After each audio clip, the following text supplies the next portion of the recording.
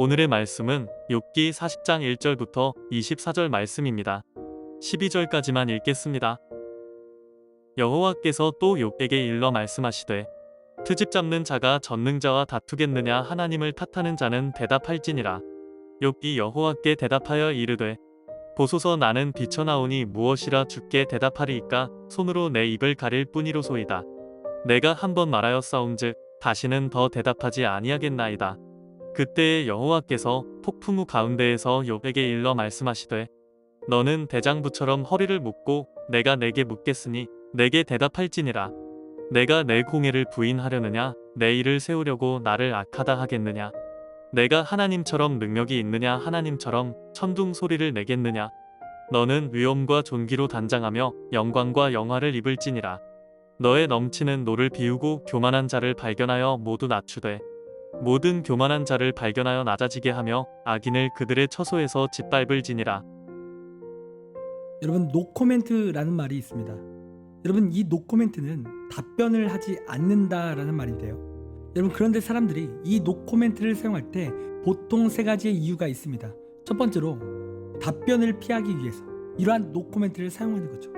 예를 들어 재판이나 어떠한 발언을 할 때 혹여나 자신의 발언이 불리하게 작용이 될 수도 있기에 노코멘트를 사용하기도 한다라는 거예요.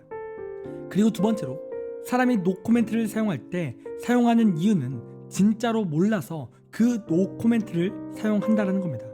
그러니까 그 질문의 답을 모르는 거죠. 말은 해야 하는데 진짜 어떻게 대답을 해야 할지 모를 때 이러한 노코멘트를 사용한다라는 겁니다. 그리고 세 번째로 놀라거나 변명의 여지가 없을 때 사람은 이러한 노코멘트를 사용한다라는 거죠. 그리고 오늘 본문의 욥도 노코멘트를 사용하고 있는데 오늘 욥도 어떻게 대답을 해야 할지 몰랐기도 했지만 여러분, 가장 큰 이유는 여러분 욥은요 하나님 앞에 지금 변명의 여지가 없어서 지금 그가 노코멘트를 하고 있다라는 거예요. 여러분, 욥기 38장부터 39장까지는 하나님께서 욥에게 나타나셔서 그에게 질문을 하셨습니다. 그리고 하나님께서 오늘 본문에 욥에게 이러한 말씀을 하시는데요. 1절부터 2절입니다. 여호와께서 또 욥에게 일러 말씀하시되 트집 잡는 자가 전능자와 다투겠느냐. 하나님을 탓하는 자가 대답할지니라. 여러분, 지금 하나님께서 욥에게 어떠한 말씀을 하십니까? 트집 잡는 자, 하나님을 탓하는 자여 대답해보라 라는 말씀을 하고 계신다는 거예요. 여러분, 욥은요 지금까지 사실 하나님께 따지며 하나님을 원망했던 모습이 있었습니다. 하나님은 어디에 계신지 하나님을 찾아 변론하고 싶다라는 그러한 고백을 그가 했었습니다. 한마디로 하나님께 따지고 싶고 하나님께 원망하고 싶다라는 거죠. 여러분, 욥은요 앞으로 일하실 하나님을 기대하지 못한 거예요. 그에게 역사하실 하나님을 기대하지 못한 거죠. 그래서 38장부터 39장에 하나님께서 욥에게 나타나셔서 그에게 폭풍 질문을 하시는데 여러분, 그것을 이제 답해 보라는 말씀을 하나님께서 그에게 하고 계신다라는 겁니다. 그런데 여러분, 38장부터 그 물음을 보면요, 그 물음은 여러분 절대로 욥이 답할 수 있는 문제들이 아니었어요. 그러니까 욥은요 이 물음의 답을 알 수도 없습니다. 그리고 무엇보다 욥은요 이 질문 앞에 하나님의 위대함을 발견할 수밖에 없었다라는 겁니다. 그래서 오늘 욥이 어떠한 모습을 보여줍니까?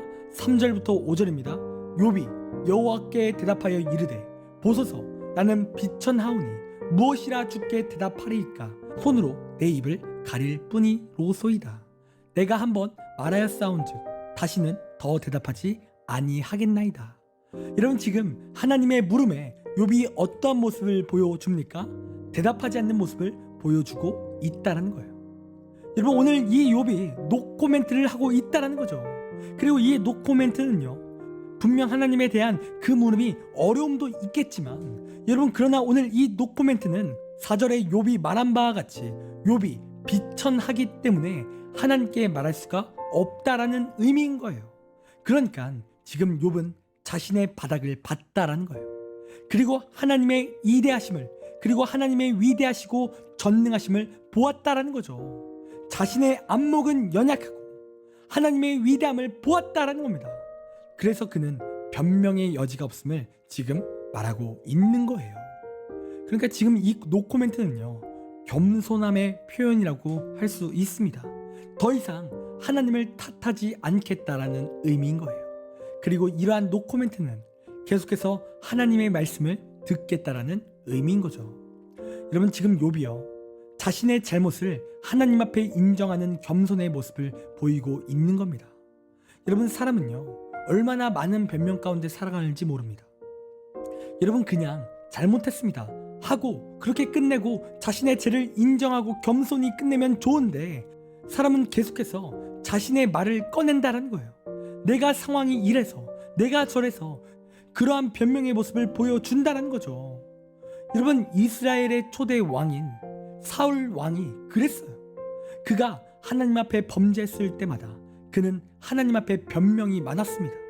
하나님께서 선지자를 통해서 그의 죄를 지적했을 때 그는 그 하나님의 말씀을 듣고 회개하며 자신의 입을 다물어야 하는데, 그는 계속해서 자신의 죄를 변호하는 악한 모습을 보여줬다는 거예요. 끝까지 하나님의 말씀을 듣지 않았어요. 그리고 그는 하나님께 버림받는 왕이 되었다는 거죠. 여러분, 그리고 이에 반면에 여러분, 다윗 왕이 있는데, 여러분, 이 다윗은 하나님께 쓰임을 받은 왕입니다.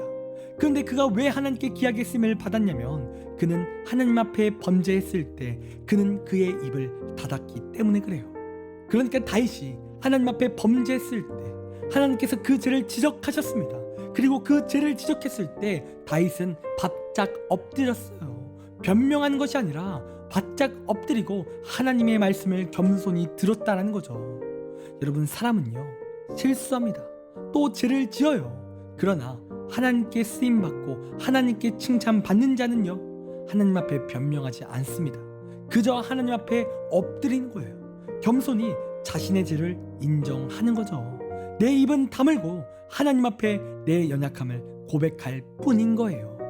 여러분, 오늘 욥도 그랬죠.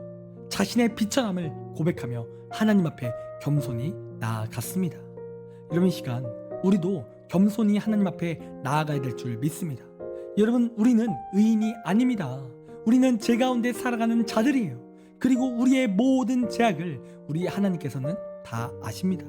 여러분, 그렇기에 우리는 하나님 앞에 변명하며 많은 말을 하는 것이 아니라 겸손히 하나님 앞에 내 죄를 인정해야 될 줄 믿습니다. 내 말은 줄이고 하나님 앞에 엎드려 나의 연약함을 고백해야 되는 거죠.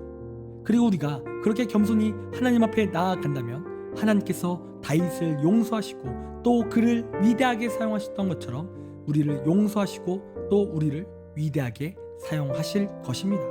그런 이 시간 겸손히 나의 말을 줄이고 하나님 앞에 나아가는 우리의 귀한 삶이 되기를 간절히 원합니다.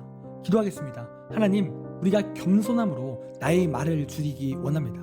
하나님, 나의 죄를 지적하실 때 하나님, 우리가 변명으로 앞서는 것이 아니라 하나님 앞에 그냥 엎드리게 하시고 하나님 앞에 이 시간 그 말씀을 들으며 내 죄를 자복하며 나아가는 우리가 되게 하여 주시옵소서. 하나님, 연약합니다. 인도하여 주시고 또한 우리를 귀하게 사용하여 주시옵소서. 감사합니다. 사랑이 많으신 예수님의 이름으로 기도드립니다. 아멘. 시간 우리 함께 1분 동안 말씀을 생각하며 함께 기도하기 원합니다. 기도하겠습니다.